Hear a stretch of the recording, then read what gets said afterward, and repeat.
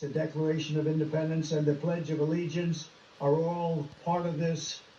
God bless the USA Bible. Trump and it's agambye very important omukulembeze to bagenda me. bwesigamya ku bayibuli. Yimbi Greenwood banyikiza eyo eya New King James Version ejjudde.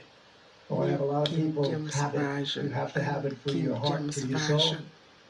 Many of you have never read them and don't know the liberties and rights you have as Americans and how you are being threatened to lose those rights. It's happening all the time. It's a very sad thing that's going on in our country, but we're going to get it turned around.